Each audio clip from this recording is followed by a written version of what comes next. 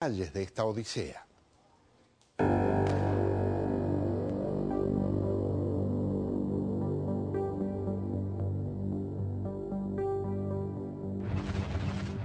¿Se imagina estar preso durante 38 años por un crimen que no cometió? Barney Brown lo vivió en carne propia. De inmediato las víctimas del crimen dijeron que yo no había sido, que era muy pequeño, que los criminales eran más grandes. Brown tenía 14 años cuando unos amigos lo invitaron a dar un paseo. Pese a las advertencias de su madre, decidió irse en un viaje que cambiaría el rumbo de su vida. El vehículo era robado. Relacionaron a Brown y a los otros muchachos con un crimen sucedido en 1969 en Miami.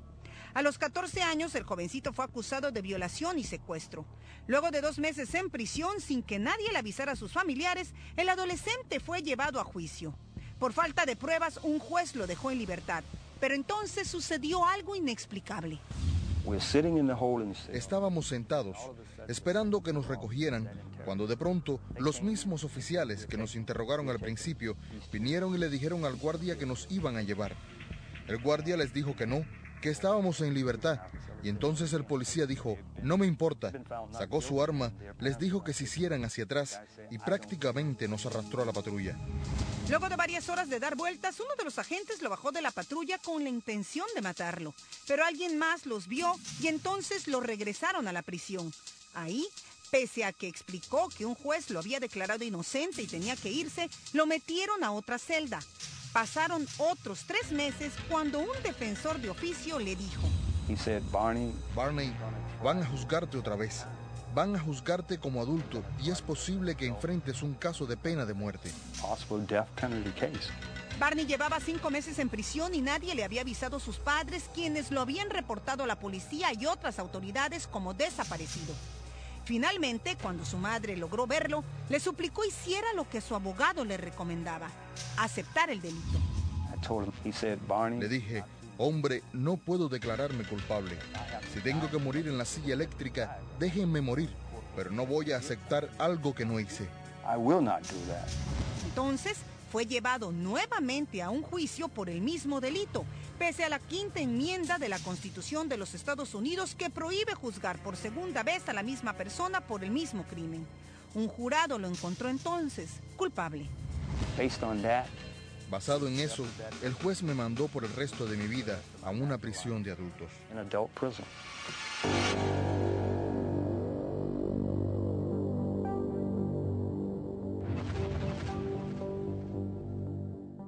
En un instante les voy a presentar a nuestros invitados. Quiero puntualizarles que por razones prácticas vamos a hacer parte de la conversación en español, parte en inglés y por supuesto habrá un traductor simultáneo. Así que vamos a ir despacio, tenemos tiempo para conversar e ir a fondo realmente con este tema. Welcome, Mr. Barney Brown. A pleasure having you with us. Gracias por haberme invitado. Está con nosotros el señor Barney Brown, que es precisamente el protagonista central de esta historia. Le estaba dando la bienvenida. And the same to you, the lawyer of Mr. Brown, Michael Hersey. Thank you.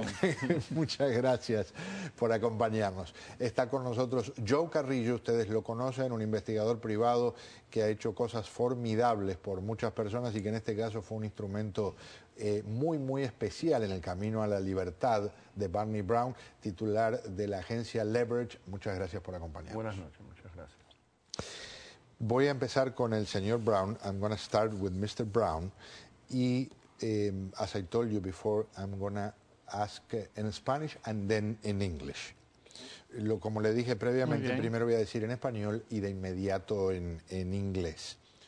¿Cómo se sintió el primer día de su libertad?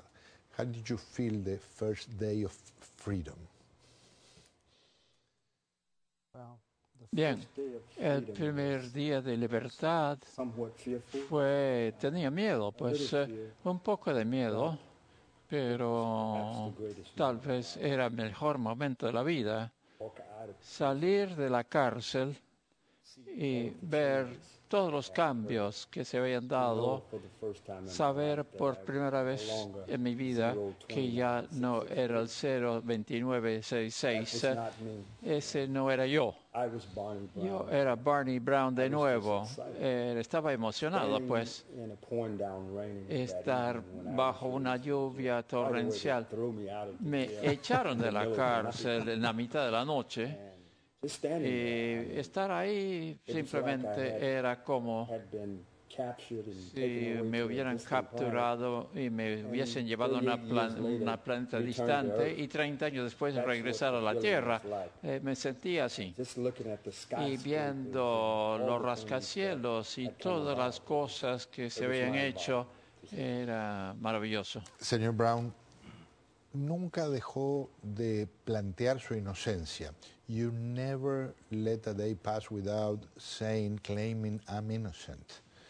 ¿En qué momento sintió que lo estaban escuchando? In what moment did you feel now they are listening to me?